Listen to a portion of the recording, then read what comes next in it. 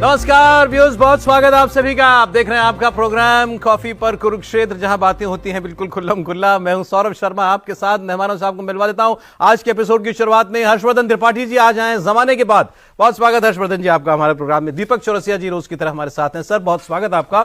और प्रोफेसर संगीत रागी, जिनको आप सुनते हैं, पॉलिटिकल कमेंटेटर हैं। सर बहुत स्वागत आपका भी आज कॉफी पर कुरुक्षेत्र में। कॉफी पीते रहिए, मैं बात में शुरू करता हूं अपनी। सर आज बात करनी है, थोड़ा सब लोग दिल्ली दिल्ली कर रहे हैं, हम करेंगे यूपी यूपी। यूपी क्यों? व्यूअर्स के लिए थोड़ा सा 2 लाइन का। किसी भी राज्य में कभी इलेक्शन होता है तो आप उसकी चर्चा करना शुरू करते हैं 1 महीना पहले, 1.5 महीना पहले। जैसे दिल्ली का शोर अभी शुरू हुआ ना कुछ दिनों पहले से। लेकिन इसमें एक अपवाद है यूपी। यूपी कभी चर्चा के बाहर नहीं होता, क्योंकि वो यूपी है। क्योंकि यूपी है इसीलिए पूरे देश की राजनीति एक किस्म से वहां से डिक्टेट होती है। और अब वहां 27 में चुनाव है, तो 27 बहुत दूर थोड़ी लग रहा है। और 27 की तैयारियां अभी से हैं। और अब वहां योगी हैं, दूसरा एक्सपेक्टर। अब योगी जी का दूसरा टर्म जैसा चल रहा है और अभी वो जिस लेवल पर चल रहे हैं, उसमें तीसरा टर्म जो है वो कितना दूर कितना पास दिख रहा है, हम आपसे ये चर्चा करेंगे।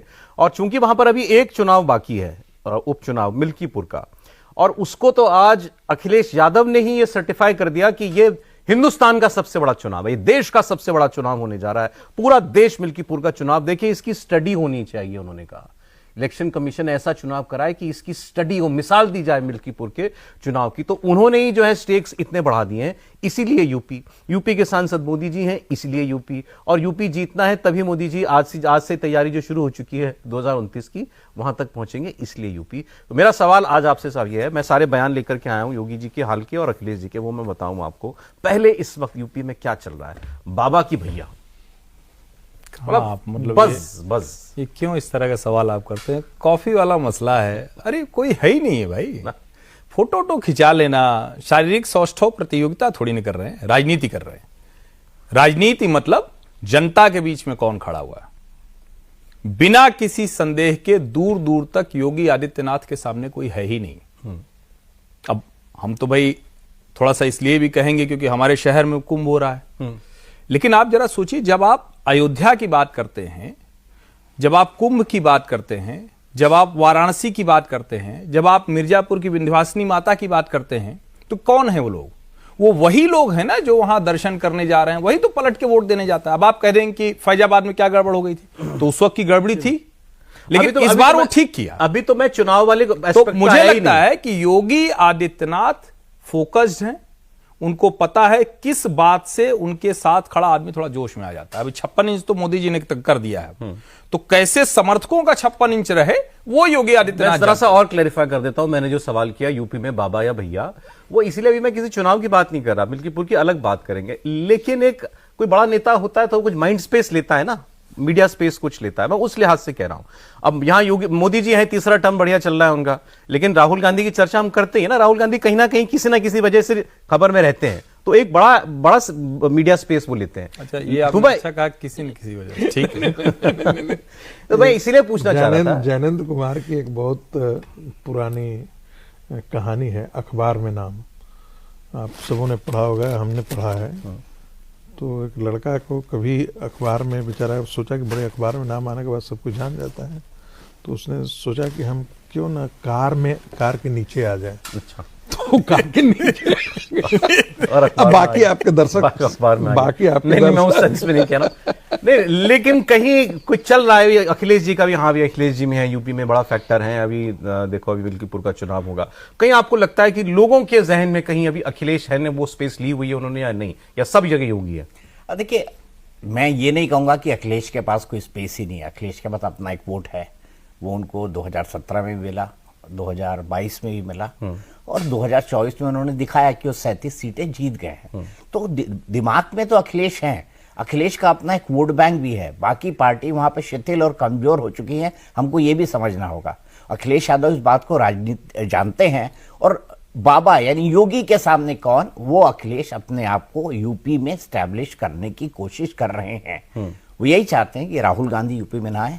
कटआउट के साइज कुछ बता पाएंगे? कटआउट के साइज अखिलेश के हिसाब से, कटआउट का साइज उनका योगी से बहुत बड़ा है, ये अखिलेश के हिसाब से। लेकिन कटआउट का साइज मैं इतना जरूर बता देता हूं कि अगर 1 फीट का कटआउट योगी जी का लगा है, तो आपको आधे फीट का कटआउट तो आधे का है। आधे का है, इतना आप मारेंगे, इतना वोट है उनका। भाई, बस कहेंगे 2 इंच का है, 2 इंच का है कहीं। नहीं, लेकिन दीपक जी जो कह रहे हैं उससे मैं सहमत हूं कि भाई 37 सीटों के सांसद के लिहाज से कह रहे हैं, 37 सीटों के सांसद के लिहाज से कह रहे हैं। लेकिन अगर आप ये कहेंगे कि परसेप्शन में, चूंकि आपका सवाल था कि दिमाग में, छवि में, अभी तो मैं यही कहूंगा कि दशांश का हिस्सा है, इससे ज्यादा नहीं। 1/10 मैं 1/10 है। मैं वोट के हिसाब से हाँ, कह रहा हूं। आप वोट मैं के वोट हिसाब के से। हिसाब से कह रहा हूं, परसेप्शन के हिसाब से या परसेप्शन काबिलियत इनका के हिसाब कहना है से योगी जी के 1/10 है अखिलेश, आप कह रहे हैं वोट के लिहाज से आधे पर आधे तो एक चैलेंजर तो है। अब जरा वोट वाली बात में कर लेता हूं प्रोफेसर साहब। ऐसा लग रहा है कि अब योगी, अब वो उनकी गलती है या सोच समझ के कर रहे हैं, अखिलेश जी आ गए हैं योगी जी की पिच पर। जिस यूनिवर्सिटी में अभी अखिलेश जी दाखिला लेने की कोशिश कर रहे हैं, हालांकि वहां से योगी आदित्यनाथ डॉक्टरेट कर चुके, लेकिन वो आए हैं उस स्कूल में, ऐसा लग रहा है। अयोध्या पर बोलते हुए बोले प्रभु राम की धरती है, मर्यादा पुरुषोत्तम राम की धरती है, वो हम सबके आराध्य हैं, और मुझे मौका मिले तो मैं अयोध्या को वर्ल्ड क्लास सिटी बना दूंगा, आज उन्होंने ये कहा। देखिए, और डुबकी लगाई गंगा में, तो तस्वीर भी बताया नहीं कहां पे डुबकी लगाई, हरिद्वार में लगाई थी। बताया उन्होंने कि मैं हरिद्वार में लगा रहा हूं। भाई गंगा में मकर संक्रांति में डुबकी लगानी थी तो प्रयागराज जाते जहां पे महाकुंभ चल रहा है। देखिए, लोगों को ये भी समझ पड़ता है कि उन्होंने मकर, और वो डुबकी लगाने ही नहीं गए थे, वो परिवार का कुछ मसला था, नहीं, तब वहां गए थे, तब वो गए थे। इसलिए नहीं लगाया वहां पर कि उनको किसी ने कहा कि एक वक्फ बोर्ड की जमीन है और गंगा जो है वक्फ बोर्ड की जमीन से गुजर रही है, तो इसलिए वहां लगाने के बाद मुस्लिम मतदाता नाराज हो जाएंगे। तो यही तो वो देखिए, मैं हिंदुओं के वोट को भी दिखाना चाहते हैं, लेकिन और ये आपको मैं एक पीछ खबर पे और बता मैं- देता हूं। सॉरी सर, एक लाइन बोल दो। हाँ, प्लेसेस ऑफ वर्शिप एक्ट पे मेरी जो जानकारी है, कांग्रेस भी सुप्रीम कोर्ट जा रही है, आज चली गई है। और समाजवादी पार्टी भी एक पार्टी बन के जाने वाली है कि देश की धर्मनिरपेक्षता को बचाने के लिए प्लेसेस ऑफ वर्शिप एक्ट को होना अभी मैं कह रहा हूं कि इनकी पिच पर आ गए, आप कह रहे हैं अखिलेश जी भी फिर वहीं जाएंगे दोबारा। अखिलेश जी को पास कोई ऑप्शन ही नहीं है ना। अगर वो वोट उनसे अलग हो जाता है और यादव वोट अलग से हो जाता है तो उनका वोट बैंक बचेगा नहीं, कहां मुझे पे? लगता है, लेकिन वो एक कोशिश कर रहे हैं कि भाई मैं भी हिंदू हूं, महाकुंभ मेरा भी कुंभ है, गंगा जी मेरी भी है, और मैं भी गंगा में डुबकी लगाता हूं, मुझे क्यों आउटकास्ट कोई समझे, कोई मुझे माने। देखिए, किसी न किसी को तो उस जैसे कहते हैं ना कि आप संतुलन बिंदु है, हिंदुत्व इस देश का संतुलन बिंदु है।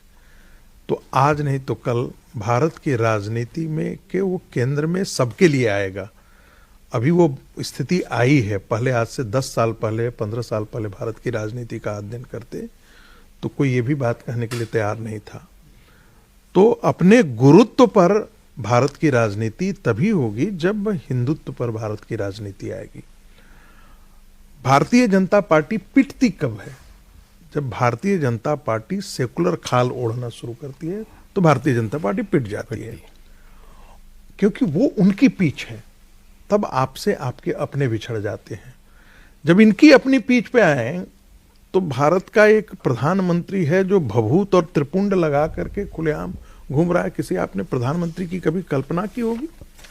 कभी कल्पना की होगी कि इस देश का प्रधानमंत्री बद्रिक आश्रम से जाकर के, ज्योति मठ से जाकर के, केदार धाम और जाकर के कहां कहां जाकर के और भगवान की पूजा, ये प्रतीकात्मक तौर पर नहीं है। भारत की जो सनातन ऊर्जा है उसके दोनों धर्म ध्वजा धारक के तौर पर नरेंद्र मोदी और योगी आदित्यनाथ उसकी राजनीति में ले आए। ये पहले ऐसा कभी हुआ ही नहीं था। तो अटल बिहारी वाजपेयी तक ने ऐसा करने का साहस नहीं उठाया तो था। ये रेस अखिलेश नहीं दौड़ पाएंगे क्या? इस पिच पर तो नहीं दौड़ पाएंगे, इस ट्रैक पर नहीं दौड़ पाएंगे। और जिस ट्रैक पर वो हैं उस ट्रैक से भी भारतीय जनता पार्टी और योगी आदित्यनाथ अब उनको पटकनी देने की तैयारी में है। ठीक। क्योंकि वो जाति की जो छौंक लगाई थी उन्होंने, मुझे लगता है कि उससे उनकी राजनीति को तत्क्षण लाभ मिला। लेकिन भारतीय जनता पार्टी ने बहुत कुछ सुधारा है इस बीच में और वो अब नहीं काम कर पाएगा। देखिए, जो बार बार तुलना हो रही है ना, तो इसको आप यूं समझिए कि अखिलेश जब फोटो डालते हैं तो अखिलेश जी की फोटो आती है। अब वो तो जैसे ही जंजीर दिखेगी तो सब समझ जाएंगे हरिद्वार जो भी आता पता लग गया था। अकेले अंधेरे में। और दूसरी तरफ जब योगी आदित्यनाथ गंगा में आचमन करने जाते हैं, गंगा में स्नान करने जाते हैं, गंगा में अर्घ्य देने जाते हैं, तो कैसे भीड़ होती है, चारों तरफ लोग होते हैं। तो आप इससे भी राजनीति का अंतर समझिए। उन्हें हिंदू वाली पहचान, रात के अंधेरे में जंजीर पकड़ के खड़े हैं वो, इसको आप प्रतीक के तौर पर देखिए। और जब योगी आदित्यनाथ होते हैं तो चारों तरफ लोग हैं, घूम रहे हैं, कोई बच्चे मिल गए तो उनको भी कुछ कर दिया, थोड़ा किसी को पुचकार दिया। ये डिफरेंस अभी गए थे ना तो साधुओं के बीच में ही बैठ गए जाकर के, मतलब पता ही नहीं। आप अगर वैसे ना कि कोई पहचानता हो, कोई विदेशी आदमी आकर ये देखेगा तो उसको लगेगा चार साधु बैठ के आपस में ठट्टा मजाक कुछ बिल्कुल। कर रहे हैं। हाँ, बिल्कुल। उन्हीं में बैठे हुए थे वो, मैं योगी जी उन्हीं को के जैसे सब लग रहे थे। सौरभ, मैं योगी जी को इससे एक कदम आगे मानता हूं। कौन ऐसा निर्वाचित मुख्यमंत्री होगा जो विधानसभा में कह दे संभल के बारे में? कौन ऐसा निर्वाचित मुख्यमंत्री होगा जो कह दे कि ज्ञानवापी को मस्जिद कहना ही नहीं चाहिए? कौन ऐसा निर्वाचित मुख्यमंत्री होगा जो सार्वजनिक तौर पे ये कहे कि मथुरा की गलियां भगवान श्री कृष्ण का इंतजार कर रही हैं? ऐसा कहने की हिम्मत होना भी अपने आप में बड़ी बात है। और ये राजनीति में योगी जी हिंदुत्व की राजनीति को यहां से यहां तक ले गए। मैं वहीं आ रहा था कि एक्चुअली जो हमने कहा ना कि इस ट्रैक पर कहां योगी किस रफ्तार से दौड़ रहे हैं और अखिलेश जी आ पाएंगे, एंट्री कर पाएंगे कि नहीं कर पाएंगे। अब सोचिए आप, योगी आदित्यनाथ तो वहां पहुंच चुके हैं जहां मुझे लगता है उनकी पार्टी में भी कोई नहीं पहुंचा आप आज तक। ठीक कहा आपने।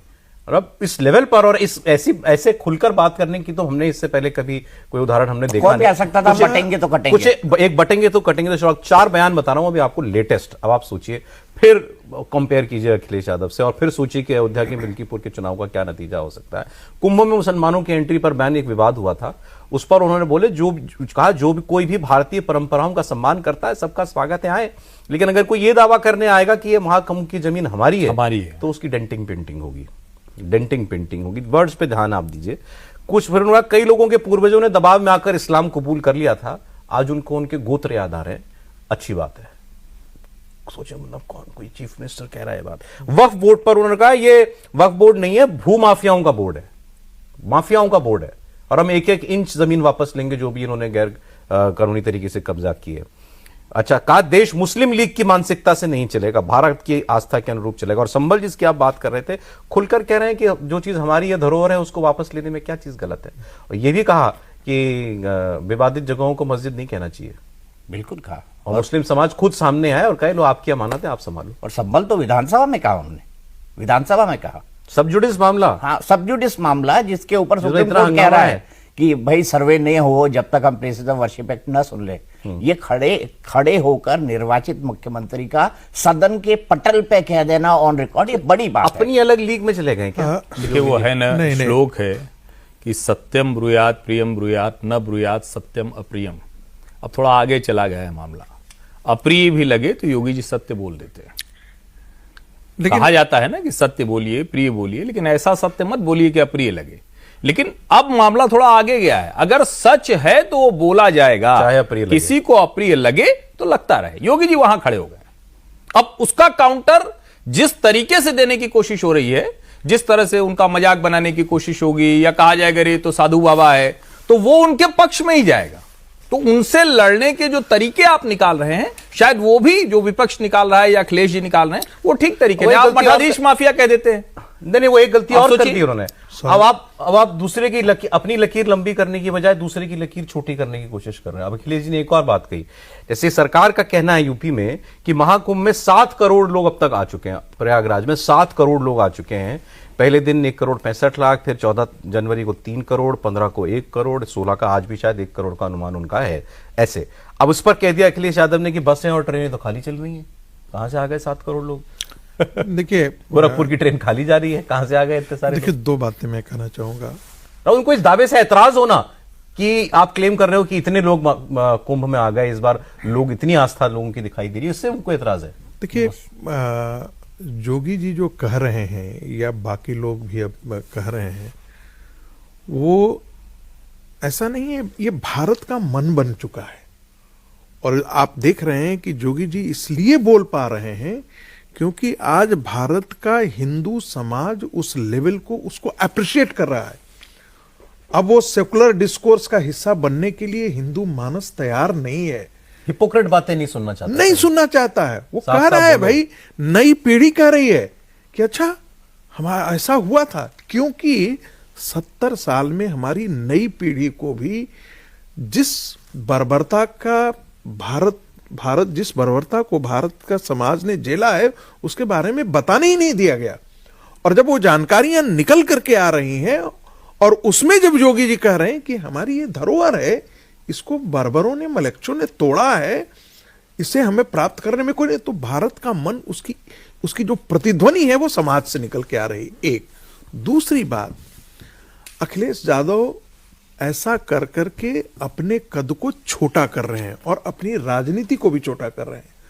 वो क्यों ऐसा कर रहे हैं? उनको लगता है कि ऐसा करने से हम मुसलमानों को ज्यादा गोल बंद कर पाएंगे। स्वाभाविक तौर पर है, मुसलमानों का एक बहुत बड़ा वर्ग है, जिसे मैं पहले भी कई बार बोल चुका हूं। इन सब बातों से वो बहुत ज्यादा प्रभावित होता है और वो उनके पक्ष में खड़ा भी होता है। लेकिन उसकी प्रतिक्रिया भी समाज के अंदर हो रही है और वो प्रतिक्रिया जो है वो आपको हरियाणा के चुनाव में देखने को मिला। जिस प्रकार से सिर्फ भारत में नहीं, विदेशों में भी बटोगे तो कटोगे, ये जो प्रतिध्वनि हुई है ये कोई सामान्य बात नहीं है। उसका मुझे लगता है कि इस चुनाव में भी आपको देखने को मिलेगा। अच्छा, बातचीत में ऐसे लोग भी मिल जाते हैं जो योगी आदित्यनाथ को अप्रिशिएट करते हैं, जो योगी के समर्थक नहीं है, विरोधी हैं बल्कि विचारधारा के तल पर, लेकिन उनको ये बात अच्छी लग रही है कि चलो ये आदमी जो सोचता है, जो मानता है, वही कह तो रहा है, वही खुल के कह रहा है। और यही इसका स्वागत होना चाहिए। यही योगी की बड़ी बात है। योगी ने कई लाइनें खींची। 2017 से पहले योगी सिर्फ एक सांसद थे, एकाएक उन्हें मुख्यमंत्री पद की जिम्मेदारी दी गई और मुख्यमंत्री के तौर पर उन्होंने 24 घंटे लग के सफलतापूर्वक एक महंत से लेकर मुख्यमंत्री, और जो गवर्नेंस जानता है, ब्यूरोक्रेसी को समझता है, लोगों की एस्पिरेशंस जानता है, उसको उन्होंने मैच किया। लोगों ने इस चीज को भी बहुत अच्छे से कंपेयर किया है कि आबादी के हिसाब से देखा जाए तो उत्तर प्रदेश दुनिया का 6ठा सबसे बड़ा मुल्क है। उसको एडमिनिस्टर करना, वहां का प्रशासन करना, वहां पर चीजों को संभाल के रखना, और सबसे बड़ी बात, उस राज्य की जो एनार्की थी, उस राज्य के अंदर जो लठ तंत्र था, धमकी तंत्र था, माफिया तंत्र था, उसको खत्म करना, ये उनकी सबसे बड़ी विशेषता है और उसके लिए लोग उनको अप्रिशिएट करते हैं। और मैं आपको बता दूं, आपने कहा ऐसे लोग मिलते हैं, मुझे ऐसे लोग भी मिले जो बोल रहे थे। मैं एक रियलिटी शो के अंदर गया था, तो वहां का प्रोड्यूसर मेरे पास आया और उस प्रोड्यूसर ने मुझे क्या बोला, सर ये 240 मिली, थोड़ी कम नहीं रह गई? मतलब ये आफ्टर थॉट था। और ये अयोध्या में जिस तरह से अवधेश पासी जी को दिखाया गया और उनको प्रदर्शित किया गया, वो भी एक मुद्दा लोगों के बैक ऑफ माइंड में है कि देखिए ये सनातनियों को चढ़ाया जा रहा है कि अयोध्या हम जीत गए। अच्छा, 9 में कि वो अपमानित कर रहा है जी, वो अपमानित कर रहा है बार बार। पहले मित्रसेन यादव भी वहां पर जीते थे। ऐसा नहीं है कि अब भारतीय जनता पार्टी का उपयोग गढ़ रहा है। 3 बार कांग्रेस जीती है, 5 बार समाजवादी पार्टी। 98, कम्युनिस्ट लोग जीता है। 96, 98, 2002, 2004, 2012, 2022 सब सपा जीती है। बीजेपी 2 ही तो जीती है, एक बार, एक 1991 में और 2017 में। हाँ, 2017 बिल्कुल। उस पे जाएं। एक बात जरूर मैं कह दूं, क्योंकि ये ठीक है कि आप ये कह सकते हैं कि इतने लोग नहाने पहुंचे कि नहीं पहुंचे, लेकिन मुझे लगता है कि कम से कम अखिलेश को अपने उस शहर में जो लोग एक भी ट्रेन का टिकट नहीं मिल रहा है। मैं कल जाने के लिए तैयारी कर रहा हूं, मुझे किसी भी चीज का टिकट नहीं मिल रहा है। जो अभी बमरौली का जो अभी हवाई अड्डा है, मकर संक्रांति को 38 जोड़ा फ्लाइट उतरी, 38 फ्लाइट प्रयागराज में। ये अपने आप में रिकॉर्ड है, अब तक नहीं हुआ था। इसका मतलब ये कि कितने लोग और रहेंगे और सब फुल है। फिर जितनी ट्रेनें चली हैं, यानी वहां जाने के लिए किसी ट्रेन में आपको जगह खाली नहीं मिल रही है, अतिरिक्त ट्रेनें हैं। और जो काम योगी सरकार ने किया है वो अकल्पनीय है। उसमें केंद्र सरकार का भी हाथ है, सब बहुत अच्छे से, कि आपको पता है कि क्या क्या हो सकता है, तो आप 10, 12, 15 किलोमीटर की रेंज की योजना बनाते हैं भीड़ के लिहाज से। ये अकल्पनीय है। तो मैं कहता हूं कम से कम इस पर आप कह सकते हैं चलो 7 करोड़ नहीं, 5 करोड़ बात करते हैं। मैं तो इस थॉट पे सोच रहा हूं कि अखिलेश यादव ने ये कहा तो क्यों कहा होगा। आपका कुंभ जाने का मन कर रहा है। मैं आपको एक छोटी जानकारी आप कुंभ जाना चाह रहे हो, मेरे परिवार के लोग कुंभ जाना चाहते हैं। मेरे फादर ने कहा मुझे कुंभ जाना है, जरा देखो कैसे जाएंगे। कोई इस वजह से थोड़े कि भाई योगी आदित्यनाथ चीफ मिनिस्टर है इसलिए कुंभ आया तो जाएंगे ना, बिल्कुल नहीं। अरे 12 साल बाद कुंभ आया है, पूर्ण कुंभ 144 साल के बाद आया। लोग उस आस्था की वजह से जाना चाह रहे हैं। आप अगर ये कहते हो आपको प्रॉब्लम है कि सरकार झूठ बोल रही है, इतने करोड़ लोग नहीं आए, अरे तो भाई आपका सवाल किस पे? आपका सवाल लोगों की आस्था पे है। अरे ऐसे थोड़ी लोग उमड़े जा रहे हैं, लेकिन ऐसे थोड़ी लोगों का इतना मन कर रहा है। सौरभ जी, इसमें एक चीज जोड़ देना चाहता हूं। कुंभ पहले हरिद्वार में भी लगा था और जगह भी लगा था। जिस प्रकार से कुंभ के बारे में जानकारियां इस प्रकार दी गई हैं, सामान्य हिंदू, हर व्यक्ति, यंग बच्चा, मैं इसलिए नहीं जाना चाहता हूं, मेरे बड़े बेटे ने कहा आकर के, मैं तो मानता हूं उनकी नई पीढ़ी जो है वो कहा पापा मुझे कुंभ जाना है, और मैं आप व्यवस्था मत कीजिएगा, हम टेंट में चले जाएंगे, कहीं भी रह लेंगे, हम रेड बस से चले जाते हैं। तो मुझे लगा कि मैं तो फरवरी दिल्ली के चुनाव के पश्चात सोचा था कि सारे लोगों को माँ को भी लेकर के जाएंगे। मुझे लगा कि जब इस बच्चे में, और उसके कई दिल्ली स्कूल ऑफ इकोनॉमिक्स के बच्चे, लोगों ने कहा नई पीढ़ी के बच्चे हैं, मैनेजमेंट के बच्चे हैं, प्रीमियर इंस्टीट्यूट में पढ़ रहे हैं, और हमने पूछा क्यों जाना चाहते हो? कहा कुछ ऐसा है, विराट कोहली अभी नीम करोली बाबा के यहाँ गए थे, यहाँ गए थे, इनके जो आइकन्स हैं उनको देखता है, कहता है नहीं कुछ न कुछ आध्यात्मिक चेतना, संवेदना तो होगी, हम जरा देखने जाना चाहते हैं। अच्छा, आपने अच्छा, तब मैंने कहा कि भाई तो फिर हम सभी चले जाते हैं। लोकसभा इलेक्शन बड़ी इंटरेस्टिंग बात है, मैंने पहले भी शायद एक बार प्रोग्राम में कही है। ये लोकसभा इलेक्शन से पहले ट्विटर पर एक अकाउंट है, नाम नहीं लेता, उनके बहुत सारे फॉलोअर्स हैं, मिलियन से ऊपर हैं। उसने एक बात कही, लिखी, और मुझे स्ट्राइक की कि बात तो ये ठीक कह रहा है, ये भी तरीका हो सकता है एनालाइज करने का। भी हम लोग अनुमान लगाते हैं, हम थोड़े एक दिन में जाकर के 2000 लोगों से बात कर रहे हैं, आप 4 लोगों से ही बात करते हो, एक अनुमान लेते हो सोसाइटी में, समाज में क्या चीज चल रही है। ऐसे इलेक्शन में सर्वे वाले भी यही काम करते हैं। तो उसने ये कहा कि गदर पिक्चर रिलीज हुई इलेक्शन से पहले, गदर पिक्चर रिलीज हुई है, टिकटें नहीं मिल रही हैं हॉल में, और अंदर लोग जो है भारत माता की जय, हिंदुस्तान जिंदाबाद नारे लगा रहे हैं। बोला अगर ये हाल है तो मोदी कहीं नहीं जा रहा। उसने एक पिक्चर के रिव्यू से अपना आकलन किया कि मोदी कहीं नहीं जा रहा, मतलब देश में अभी राष्ट्रवाद उबाल पर है, और वो बात सही साबित हुई। ऐसे ही क्या महाकुंभ कोई बैरोमीटर है? जो बात ये कह रहे हैं कि बच्चों में भी, यंगस्टर्स में भी क्रेज है अगर, तो क्या ये आपको कुछ पॉलिटिकल डायरेक्शन भी बता रहा है? देखिए, महाकुंभ बैरोमीटर है एक बात। दूसरा, जो लोग कहते हैं कि मंदिर से, इस तरह के गंगा स्नान से रोजगार कहां है, विकास कहां है, उनको आईना दिखा रहा है। दुनिया में कहीं इस तरह से, जिसे सीधे सीधे कहा जा रहा है कि लगभग 10 लाख लोगों को प्रत्यक्ष अप्रत्यक्ष रोजगार मिलेगा इस बार के महाकुंभ। बिल्कुल। और उसके लिए आप कुछ मत करिए, आप उस शहर में चले जाइए। उस शहर में नहीं जा रहे हैं, जरा अपने आसपास के पूछिए, जो ट्रेवल एजेंट है उनका इस वक्त क्या हाल है, वो भी आपको नहीं समझ में आ रहा है। तो जरा किसी से कहिए कि एक रात के लिए कुंभ में कोई टेंट बुक करा दे। किसी होटल वाले से पूछ लीजिए कि क्या स्थिति है वहां। छोटे से कमरे की 10,000 पर डे का है। भैया आप वहां से जाएंगे तो टूर गाइड, हॉस्पिटैलिटी, ये आपको एक बैरोमीटर देता है। और वहां पर जिस तरह से चीजें बदली हैं, मतलब मैं सच कह रहा हूं, मैं तो चूंकि अभी 3 दिन वहां रह के ही आया। उस शहर में इस वक्त आप जाइए, उत्तर प्रदेश का 76वां जो महाकुंभ नगर है, ये आदर्श हिंदू विकास का प्रतीक है। कई बार ये लोग खूब फैलाते हैं कि अरे हिंदू आइडियोलॉजी में इकोनॉमिक्स कहां है। तो भाई हिंदू आइडियोलॉजी में जो इकोनॉमिक्स है वो टेम्पल इकोनॉमी है, वो रिवर इकोनॉमी है, वो कल्चर इकोनॉमी है, वो इकोनॉमी इसके इर्द गिर्द है, और वो सीधे कन्वर्ट। और जो लोग कुंभ जा रहे हैं उनमें से बहुत से लोग उसको कंबाइन कर रहे हैं अयोध्या से। कुंभ हुआ है, फिर उसके बाद अयोध्या भी जा रहे हैं, अयोध्या, साथ साथ बनारस। अब मैं आंकड़ा पढ़ दूं? मैं कुछ आंकड़े बताना चाहता हूं सौरभ। तो मेरा सवाल ये था सर, क्या ये आपको कोई सामाजिक या पॉलिटिकल डायरेक्शन भी, हवा भी बता रहा है? सामाजिक पॉलिटिकल डायरेक्शन, धार्मिक के अलावा इसमें डिजिटल दुनिया भी जुड़ी हुई है इस कुंभ के अंदर। इस कुंभ के अंदर इकोनॉमी भी जुड़ी हुई है। कितने लोग ट्रैवल कर रहे हैं? पाकिस्तान से 2 गुना, अमेरिका की आबादी से ज्यादा, रूस से 3 गुना। इसमें कमाई का अनुमान जो बताया जा रहा है वो आईपीएल से 10 गुना, आईपीएल से 10 गुना। आपको पता है स्वर्ण मंदिर में जितना चावल चढ़ता है एक दिन के अंदर भंडारे के अंदर, या जो आप प्रसाद खाते हैं प्रसादी, उसमें उससे 110 गुना ज्यादा चावल कुंभ के अंदर रोज भंडारों के अंदर इस्तेमाल होगा।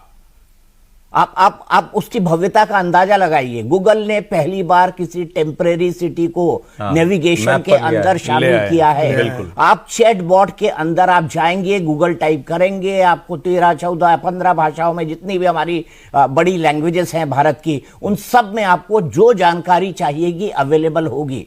देखिए सौरभ, अच्छा, ये सब खाते में तो योगी के जुड़ रहा है? नहीं जुड़ रहा है, बिल्कुल जुड़ रहा है, लेकिन देश में जो मनोदशा बदल रही है उसके खाते में भी जुड़ता है। मैं अयोध्या की आपको बताऊं, अयोध्या में प्राण प्रतिष्ठा के 1 साल पूरे हुए हैं अभी हाल ही के दिनों में। एक डाटा वहां से निकलकर सामने आया कि 13 करोड़ लोगों ने भगवान श्री रामलला के दर्शन किए हैं और 15,000 करोड़ रुपए का खर्चा किया है उस 1 साल के दौरान। किसमें? खाने में, पीने में, ऑटो में, प्रसाद में, कार में। घूमने में, फिरने में, चीजों को देखने में। आप सोचिए, अयोध्या, मतलब मैं तो अयोध्या 92 से जा रहा हूं, मुझे ऐसा लगता था शापित सिटी है। अखिलेश कह रहे हैं कि मैं आपको क्या, शापित सिटी। अखिलेश कह रहे हैं क्या बदल गया अयोध्या में, सारे टेंडर बीजेपी वालों को क्यों मिल रहे हैं, मैं बनाऊंगा वर्ल्ड क्लास सिटी। नहीं, वो ईश्वर करे वो भी बनाया, अवसर मिला था, क्यों नहीं बनाया। शापित की शापित रह गई थी। और जो आंकड़ा था, 3 दिनों में 10 लाख लोग अयोध्या चले गए, 3 दिनों में 7,41,000 काशी चले गए, और 3 दिनों में 5 लाख लोग विंध्यवासिनी धाम चले गए मिर्जापुर, 1 लाख लोग नैमिषारण्य चले गए। अब आप कल्पना कीजिए कि इस वक्त यूपी की इकोनॉमी, और मैंने 2010 में जब उच्च न्यायालय का निर्णय आया था तब ये कहा था कि अगर आप अपने माँ बाप या आराध्य को दरिद्र रखते हैं तो आप सुखी संपन्न समृद्ध नहीं हो सकते, और राम को इस तरह से रखना, दरिद्र रखना है अपने आराध्य को। आज आप कल्पना कीजिए ये पूरी इकोनॉमी कैसे मूव कर रही है। महाकुंभ एक जगह है, जो आ रहा है वो पूछता है भैया महाकुंभ प्रयागराज से कितनी दूरी काशी की, प्रयागराज से कितनी दूरी मिर्जापुर की, प्रयागराज से कितनी दूरी अयोध्या की, अयोध्या से कितनी दूरी नैमिषारण्य की। वो बना के टूर पैकेज आ रहा है, उसको कोई नहीं चाहिए वो पीसा की मीनार और मतलब दुनिया का कोई आश्चर्य उसको नहीं देखना, क्योंकि उसको अपने सामने जो आध्यात्मिक सुख मिल रहा है वो सबसे बड़ा है। और बिना किसी संकोच के मैं कहूंगा, जो नरेंद्र मोदी ने जिस एक कहे कि जिसको एक बेस बहुत शानदार तरीके से तैयार किया, इमारत खड़ी की, उसको बढ़िया से सजाकर योगी आदित्यनाथ ने सबके सामने रख दिया, और बिना किसी बहस के। और योगी जी चीजों को बेचना जानते हैं। उनकी जो वो कैपेसिटी है ना, एज ए लीडर जैसे मोदी जी ने, आप घोड़ों का आपने देखा है जो कच्छ का रणोत्सव होता है, रणोत्सव कैसे उन्होंने बिल्ड किया उसको, कैसे उन्होंने बिल्ड किया। और मैं कम से कम योगी जी की एक बात देखूंगा कि सनातन से जुड़ी हुई परंपराओं और आस्थाओं को उन्होंने बहुत बेहतर ढंग से मार्केट किया है और लोगों तक पहुंचाया है। और सबसे बड़ी बात क्या होती है, उत्सुकता बढ़ाना, उस उत्सुकता को उन्होंने बढ़ाया है। संभल के बारे में कौन जानता था सौरभ? सोचिए, आज 1 साल पहले आप और मैं क्या संभल डिस्कस कर रहे होते? क्या हमको इस तरह की जानकारी संभल के बारे में? लोग संभल को अपना तीर्थ मानने लगे, लोगों को पता नहीं था। मैं थोड़ा सा एक शब्द पर, इसे मार्केटिंग मत कहिए। ठीक है, मान लिया मैंने। मैं इसलिए कह रहा हूं क्योंकि वो मार्केटिंग में एक कृत्रिमता होती है। पर सर ये मैनेजमेंट का टर्म है। जेन्युइनली ये पता है, ये हृदय से निकल रहा है। कोई प्रधानमंत्री त्रिपुंड लगा करके और 11 दिन तक उपवास करे, ये एक बार तो हो सकता है। यदि वो प्रधानमंत्री हर बार और हर ऐसी चीज में भारत के तीर्थों की और साधना भूमि पर जाकर के खड़ा रहता है, तो वो मार्केटिंग नहीं है। और जो हम लोगों ने, जब हर्षवर्धन ने, हम दोनों अयोध्या में उस समय थे ही, हम देखते थे कि जा रहे हैं, पता लगा जोगी जी आ रहे हैं। हर दूसरा दिन, तीसरा दिन वहां की क्या स्थिति चल रही है। एक मुख्यमंत्री आकर के सुपरविजन के लिए वो अपना मुख्यालय छोड़ करके आ रहा है। इससे होता क्या है कि समाज के अंदर चेतना जो जागती है, वो उसका लेवल अलग है। वो यहां से होता है। मेला तो ऐसे भी हर साल आयोजित कर, ये मेला नहीं, एक आध्यात्म का एक अद्भुत जीवंत जो है। आप अब इसका असर सब मिल्कीपुर में, मैं थोड़ा सा, मैं शायद उस टर्म में समझा रहा था, प्योर पॉलिटिक्स पे आ जाऊं। इस सब का असर मिल्कीपुर के तो चुनाव पर दिखाई देगा। आप सब ने कहा कि एक तरीके से उकसा रहे थे, या जब वो अवधेश जी को अपने बगल में बैठाते थे, राहुल गांधी और अखिलेश यादव जो सांसद बन गए थे अयोध्या से, बीजेपी जो सीट हारी, एक तरीके से चढ़ाना था, लोगों को लगा वो, जब उनको कहा कि एक अयोध्या के राजा हैं। अखिलेश यादव ने कहा था ना अयोध्या के राजा, बिल्कुल। तो राहुल गांधी ने भी ऐसा कुछ बाद में कहा था। अब इस वक्त जो है बीजेपी ने अपना कैंडिडेट दे दिया है, इस बार थोड़ा जाति का ख्याल भी रखा है, उसी समाज से कैंडिडेट दिया है जो समाजवादी पार्टी ने। जाति का ख्याल पहले भी था। उस सीट को जब तक वो रिजर्वेशन में नहीं गई, डिलिमिटेशन में जब तक मिल्कीपुर सामान्य रही, वहां ब्राह्मण बहुल रहा या यादव, ब्राह्मण या यादव की ताकत रही। वहां से मित्रसेन सीपीआई से भी जीत जाते हैं, मित्रसेन समाजवादी पार्टी से भी जीत जाते हैं। भारतीय जनता पार्टी और कांग्रेस से मथुरा प्रसाद तिवारी और एक तरह से ब्राह्मण प्रत्याशी जीते हैं। जब रिजर्व हो गई तब ये स्थितियां बदली। अब वहां पर चूंकि सबको लगता है कि पासवान सबसे ज्यादा है, लेकिन वहां ब्राह्मण बहुल सीट है वो, और ब्राह्मणों के साथ जब राजपूत और वैश्य को जोड़ दें तो वो संख्या बहुत डिसाइसिव हो जाती है। तो ऐसा नहीं कि भारतीय जनता पार्टी वहां चुनाव नहीं जीत सकती। बाबा गोरखनाथ 2017 में जीते, लेकिन एक आरोप है, मैं नहीं जानता हूं कितना सच है, लेकिन उनके ऊपर आरोप है कि उनको लगा कि अगर अवधेश प्रसाद जीत के चले जाएं लोकसभा तो हम फिर से विधायक बन जाएंगे। ये वहां जनरल परसेप्शन है। और ये जब हारे और मिल्कीपुर की जो बात कही जाती है ना, मिल्कीपुर सरसी, फिर अवधेश जी ने अपने बेटे को लड़ा दिया। अब वहां पर एक बात बार बार कही जा रही थी, और मेरी जितने लोगों से मिल्कीपुर में बात हुई, वो कह रहे थे कि बाबा गोरखनाथ के कोई और प्रत्याशी हुआ उनके अलावा, क्योंकि ये जो सवर्णों का है मत प्रतिशत, ये कहना नहीं चाहिए, लेकिन तो संविधान में अगड़ा पिछड़ा तो बोलना पड़ता है हम लोगों को, वरना जातीय आधार पे ये बहस ना हो। वो सारा वोट अगर जुड़ गया, और जो चंद्रभानु पासवान हैं, चूंकि और जो लोग थे उनको टिकट नहीं दिया, तो भाजपा ने बहुत कमाल का काम किया है कि बाबा गोरखनाथ जो जीते थे और फिर बहुत कम अंतर से हारे थे, उनसे वो हटे और उसी समाज के प्रत्याशी को उन्होंने टिकट सही दिया है। बिल्कुल, बहुत शानदार। बीजेपी, आप बीजेपी निकाल लीजिए। मुझे लगता है कि भारतीय जनता पार्टी चुनाव जीत योगी जाएगा। जी ने एक और मैं याद दिलाऊं, मिल्कीपुर जब उपचुनाव होना था 10 सीटों पर, तो सबसे पहली सभा, पहला कार्यकर्ता सम्मेलन योगी आदित्यनाथ ने किया था वहीं, और तब भी हम लोगों ने चर्चा की थी कि एक मुख्यमंत्री है जो उपचुनाव के लिए अपनी प्रतिष्ठा दांव पर लगा रहा है। लगा रखी है। जो और जैसे मैंने कहा, अखिलेश ने कह दिया अब तो ये देश का सबसे बड़ा चुनाव है। जो सामाजिक समीकरण है, मुझे नहीं लगता है कि उसमें अखिलेश यादव को आज के दिन में जीतने की संभावना है। देखिए, जिस पास अभी तो जीते हैं। नहीं, जीते हैं उन्होंने, बिल्कुल सही आपने कहा है, लेकिन आज के दिन में जैसा कि अभी हर्षवर्धन जी ने कहा कि यदि सवर्ण की मैं बात, सवर्ण और अगड़े पिछड़ों की बात मैं नहीं कर रहा हूं, अखिलेश यादव का एक बड़ा वोट बैंक है, वो जो 25,000 के आसपास का मुस्लिम वोट बैंक है वहां पे, वो एक उनके साथ कंसोलिडेटेड है। यादव का वोट बैंक है, वो उनके साथ कंसोलिडेटेड है। पासी का जो 55,000 60,000 का वोट बैंक है, आज के दिन में वो डिवाइडेड रहेगा। और बाकी जितने वोट बैंक है वो फ्लक्चुएटिंग वोट बैंक है, जिसमें एक हिस्सा जैसे उनके पास यादव का है और मुसलमानों का है, वैसे ही भारतीय जनता पार्टी के बाद एक कंसोलिडेटेड वोट बैंक है। अब उसमें यदि अयोध्या, कुंभ, ये जो समाज आ जाता है, तो अगर फिर ये सीट बीजेपी जीत गई तो पूरे 10 उपचुनाव का स्कोर हो जाएगा 8-2। अब यहां से सोचिए 2027, वैसे 18,000 चौरसिया वोट ये एक ही कॉन्स्टिट्यूंसी देखिए जिसमें चौरसिया वोट बैंक 18,000 प्लीज। नहीं, चौरसिया वोट बैंक है। नहीं, दीपक जी अच्छा, आते ही लेकिन कहा कि देखिए हमने पहली बार अपना रिसर्च किया है, यहाँ चौरसिया भी 14,000 15,000 लोग हैं। लेकिन मैं क्या कह रहा हूं, आप जाने अनजाने स्लोगन बोल गए। क्या आपने कहा कि 10 सीटों का परिणाम हो जाएगा, तो हो जाएगा 8-2। प्रतिशत में हम लोग बात करते हैं ना भाई, चुनाव आ रहा है तो 80-20 हो जाएगा। अरे अब आप योगी जी 80-20 अरे बताइए यार। 80-20 नहीं हुआ, 8-80%, वो तो ठीक 2-20%, तो 80-20 हो जाएगा। मतलब आप जो उत्तर प्रदेश की बदलती राजनीति है वो दिखने लगेगी। फिर 80-20 पर आ गए। नहीं, मैं तो कह रहा हूं प्रतिशत, मैंने तो कुछ और कहा नहीं। 80-20 प्रतिशत में 80 फिर 20 ये आ जाएगा। ये 80-20 यदि हो जाता है ना, तभी इस देश का कल्याण का रास्ता निकलता है। और ये तो पता नहीं सर। नहीं, मैं देखिए, जैसे होता है ना, समर शेष है नहीं पाप का, भागी केवल ब्याग, जो तटस्थ है समय लिखेगा उसका भी अपराध।